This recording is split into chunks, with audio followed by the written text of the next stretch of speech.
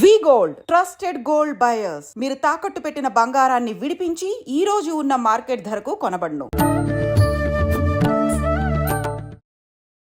నమస్కారం, welcome to I dream. ధర్మ మార్గం విత్ విజిత కార్యక్రమానికి స్వాగతం.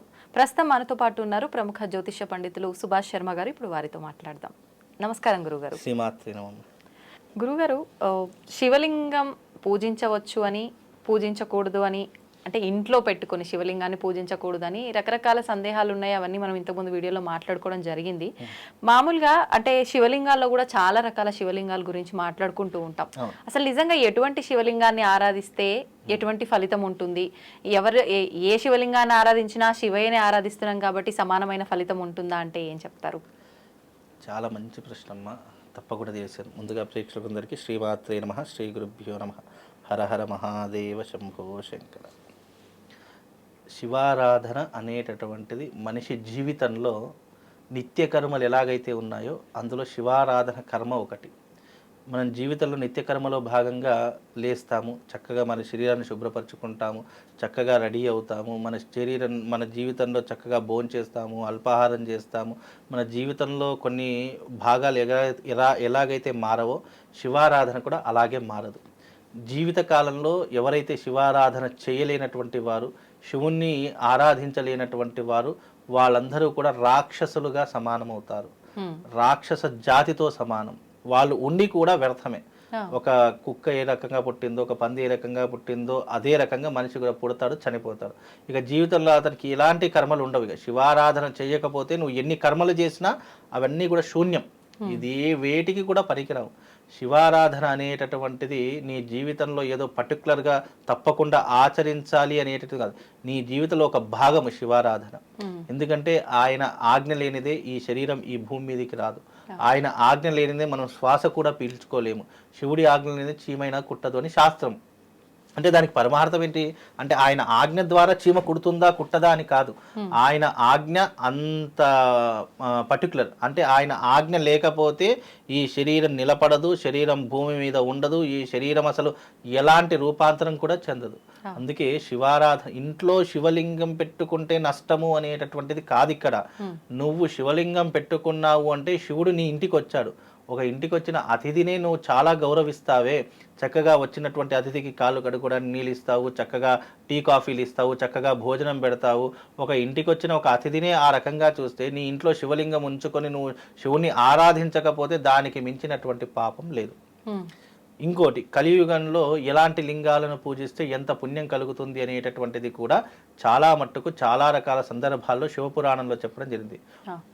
ఇక్కడ కృతయుగంలో సువర్ణలింగము, త్రేతాయుగంలో మనకు మరకత లింగము, ద్వాపర యుగంలో సహికత లింగము, కలియుగంలో స్ఫటిక లింగము. ఈ రకమైనటువంటి లింగాలను పూజిస్తే గనక విశేషమైనటువంటి పుణ్యం కలుగుతుంది.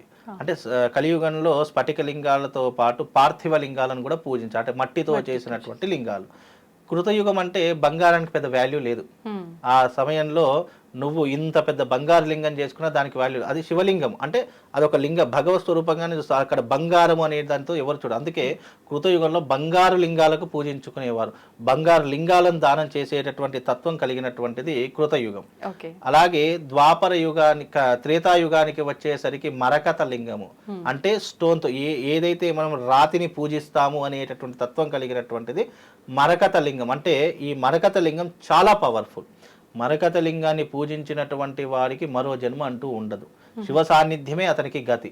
అందుకే మరకత లింగాన్ని పూజించడం త్రేతాయుగం.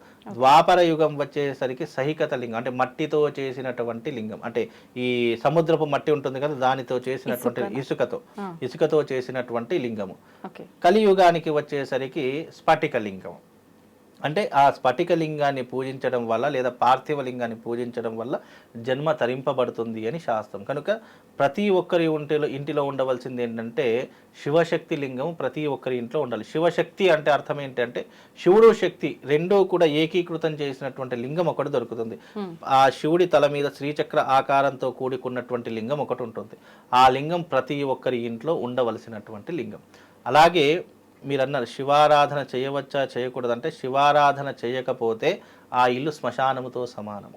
కానీ ఆడవారు శివలింగాన్ని తాకకూడదు అని, ఆడవారు శివలింగాన్ని పూజించకూడదు అని, ఇంట్లో ఒకవేళ శివలింగం ఉంటే ప్రతినిత్యం అభిషేకం చేయాలని, నైవేద్యం నివేదన చేయాలని, అలా చేయని పక్షంలో తులసి దాంట్లో పెట్టితే గనక ప్రతిరోజు నీళ్లు పోస్తుంటాం కాబట్టి అభిషేకం చేసినట్టు అవుతుందని ఇలా చెప్తుంటారు కదా గురువుగారు. అయ్యో, ఒక మనిషి దేని నుంచి తప్పించుకోవడానికి అనేక వంకలు చెప్తూ ఉంటాం. ఇవి కూడా వంకలే, సాకులే, 100% సాకులే. నువ్వు భగవంతుడికి సమయం కేటాయించినప్పుడు నీకు భగవంతుడు ఏ రకంగా నీకు అదృష్టం ఇవ్వాలన్నా, నీకు ధనం ఇవ్వాలన్నా, ఆరోగ్యం ఇవ్వాలన్నా ఏ రకంగా ఇస్తాడు?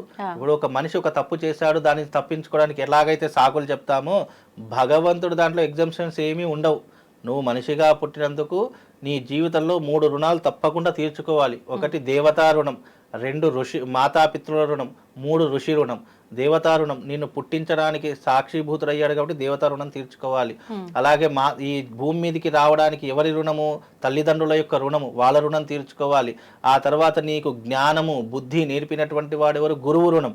అందుకే మనిషి పుట్టుకతోనే ఈ 3 రుణాలతోనే పుడతాడు, అంతకు మించి ఏమీ ఉండదు. ఈ 3 రుణాలు తీర్చుకోవడానికే మనిషి నిరంతరము కష్టపడతాడు, నిరంతరము శ్రమిస్తాడు, నిరంతరం డబ్బు అనేటటువంటి వ్యామోహంలో తిరుగుతూనే ఉంటాడు. అందుకే శాస్త్రంలో ఏం చెప్పారంటే మనిషి పుట్టుకతోనే 3 రుణాలతో పుడతాడు. ఆ 3 రుణాలు తీర్చుకోవడానికే మనిషి జీవితం. కాబట్టి ఆ మనిషి జీవితానికి అర్థము పరమార్థం శివారాధన. శివారాధన ఒకటి చేసుకుంటే చాలు, 3 కోటి దేవతల యొక్క ఆరాధన చేసుకున్నటువంటి తత్వం కలుగుతుంది. ఇంకోటి ఏంటంటే శివారాధనకు ఈజీ వేవ్, పెద్ద మనము ఆగపడాల్సిందో ఇబ్బంది పడాల్సిందో ఏమీ లేదు. శివుడికి కాస్త భస్మం విభూది రాయడము, చెంబెడు నీళ్లు పోయడము, ఆ తర్వాత చక్కగా ఒక పువ్వు పెట్టి ఒక పత్రి పెడితే చాలు, అక్కడ పూజ అయిపోయినట్టే. అంతకు మించి శివుడు ఏం కోరుకోడు కదా. నువ్వు వేరే దేవతలు అంటే మామూలు దేవతలందరూ ఒకటే, కాకపోతే వేరే వాళ్ళకు నువ్వు అలంకరణ చేయాలి, బట్టలు కట్టాలి, లేదు అంటే చక్కగా గంధము కుంకుమ అక్షరతో అలంకరణ చేసుకోవాలి. శివుడికి అవన్నీ ఏం లేదు, చాలా భస్మం పెట్టి కుంకుమ పెట్టి చేసావంటే అంతకు మించినటువంటి మోక్ష మార్గం ఏముంటుంది. శివుడికి ఉమ్మెత్త పూలతో కూడా ఆరాధన చేస్తారు కదా. ఉమ్మెత్త పూలు చేయవచ్చు చక్కగా. ఆ పూలతో స్వామివారికి చాలా ప్రీతికరం కదా ఉమ్మెత్త పువ్వు. స్వామివారికి దేనికి అనేది, స్వామివారికి ఇప్పుడు నాకు ఒక వస్తువు అంటే ఇష్టము, అది ఎందుకు ఇష్టము అంటే మనం ఏం చెప్పలేము, అది ఇష్టం అంతే. దాన్ని చూస్తే మనం ఆకర్షితులు అవుతాము, మన మనసు సంతోషపడుతుంది. అలాగే శివుడికి కూడా కొన్ని పుష్పాల ద్వారా, మందార పుష్పాలు అంటే చాలా ఇష్టము, ఉమ్మెత్త పువ్వులు అంటే చాలా ఇష్టము, అలాగే ఈ దేవనాగరి పువ్వులు పారిజాత పుష్పాలు ఇష్టము, ఉమ్మెత్త పువ్వులని ఇష్టము. ఇలా చాలా పుష్పాలు స్వామివారికి ఇష్టం. ఇష్టం లేనిది ఏమీ లేదు స్వామివారికి అన్నీ ఇష్టమే. మనం పూజించే తత్వంలో అనేక రకాలుగా కూడా అబ్బా స్వామివారికి ఇదంటే ఇష్టం కదా అని చెప్పి వెంటనే ఏం చేస్తామంటే వెంటనే ఆ పువ్వు పెడితే అబ్బా స్వామివారికి పెట్టే మనం ఆత్మ సంతృప్తిని పొందగలుగుతాము. ఇక్కడ మనం ఎన్ని చేసినా కూడా మన ఆత్మ సంతృప్తి కొరకే తప్ప నువ్వు పెట్టింది ఏమి శివుడు ముట్టుకోడు, మళ్ళీ తిరిగి మనమే తీసుకోడు. ఇప్పుడు శివుడికి మంచి పళ్ళు పెట్టాము, పలహారాలు పెట్టాము, అన్నీ పెట్టాము, మళ్ళీ మనం ఏం చేస్తాము, ప్రసాదం కావాలి కదా అని చెప్పి మళ్ళీ అవి మనమే ప్రసాద రూపంగా తీసుకొని మనమే కడుపు నిండా తింటాము. ఆయన ఆరగిస్తాడా మనం పెట్టిన ప్రసాదాన్ని? ఇప్పుడు భగవంతుడు భౌతిక రూపంలోనే ఆరాధిస్తాడు తప్ప ప్రత్యక్షంగా ఏ భగవంతుడు కూడా ఆరాధించడు, అంటే తినలేడు. ఎందుకు అంటే మనము మనస్ఫూర్తిగా పెట్టినటువంటి ప్రసాదము మనసా వాచా కర్మణ భక్తిపూర్వకంగా పెడుతున్నాము. అది కేవలం భౌతిక రూపమే తప్ప ఆయన ఏమీ స్వయంగా తీసుకొని అవి తినలేడు. మనము ఆయనకు పెట్టినటువంటి నైవేద్య ప్రసాదము ఆయనను స్పృశించినటువంటిది, ఆయన ముట్టుకున్నది కాబట్టి అది మనం తినడం వల్ల మనకు శుభం లాభం కలగడంతో పాటు ఆయన అనుగ్రహం దొరికింది అని మనము సంతోషపడతాము తప్ప మన సంతోషానికి సాక్షే పరమశివుడు. కాబట్టి నువ్వు ఎప్పుడైనా గుర్తించండి, మీరు శివుని ఆరాధన అయిన తర్వాత మన మనసు చాలా తేలిగ్గా ఉంటుంది. మీరు ఎప్పుడైనా మనకి ఎన్ని టెన్షన్స్ ఉన్నా కూడా శివుడి యొక్క సాన్నిధ్యంలోకి వెళ్ళి 1 గంట సేపు అభిషేకం చేసుకొని బయటకు వచ్చిన తర్వాత మనకు అవన్నీ ఏమీ గుర్తుండవు. ఇక ఏదో ఒక 50 పాటలు మర్చిపోతాం, ఆ తర్వాత మొత్తం శివుడే అనిపిస్తూ ఉంటుంది. కాబట్టి శివారాధన చాలా వైశిష్టమైనటువంటిది. ఈ కలియుగంలో మీ అందరికీ నేను ఒక శివశక్తి లింగం ఇస్తాను, మీకు కావాలంటే కూడా ఆ లింగాన్ని మీ ఇంట్లో పెట్టుకొని పూజ చేసుకోండి.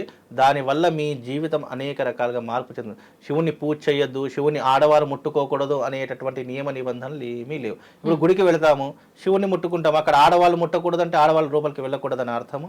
శివుడికి అలాంటి స్త్రీ పురుష భేదములు భగవంతుడికి లేవు. కాబట్టి శివారాధన ఎవరైనా చేసుకోవచ్చు, ఎవరైనా ముట్టుకోవచ్చు, దానికి నియమ నిబంధనలు ఏం లేవు. కాకపోతే మనసా వాచ భక్తిపూర్వకంగా ఆరాధన చేయడమే శివుడికి కావాల్సింది. భగవంతుడికి ఎవరికైనా తీసుకోండి, భక్తే ప్రధానము. నువ్వు భక్తితో ఏం చేసావు అనేటటువంటిది అక్కడ భగవంతుడు గమనిస్తాడు తప్ప నాకు అబ్బా పువ్వు మర్చిపోయింది లేదు అంటే ఏదో వస్తువు లోపం జరిగింది అనేటటువంటి భగవంతుడు ఎక్కడా ఆలోచించడు. కాబట్టి ఏ వస్తు లోపం జరిగినా కాస్త అక్షతలు వేస్తే ఆ శివుడికి ఆ రూపకంగా ఆ వస్తువు చెందిపోతుంది. కాబట్టి ఎప్పుడైనా ఏ భగవంతుడికి మీరు ఆరాధన చేసుకోవాలనుకున్నా మనసా వాచా కర్మణ త్రికరణ శుద్ధితో ఆరాధన చేసుకోండి.